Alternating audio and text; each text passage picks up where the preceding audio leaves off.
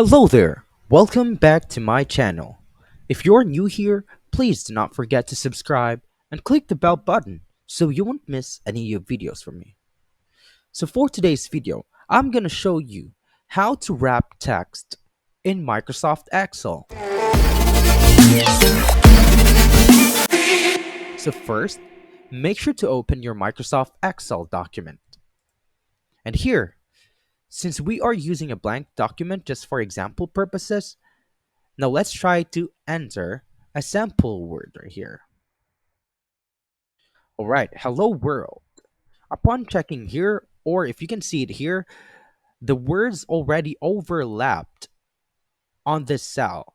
So how do we wrap this text? So you should be under Home tab, and right here specifically under Alignment. So after that one, just hover your cursor on this option, and that option is for wrap text. Now just simply click that one, and there, the text was already wrapped. And that's how you wrap a text in Microsoft Excel. I do hope this video helped you. See you on my next videos, and bye for now.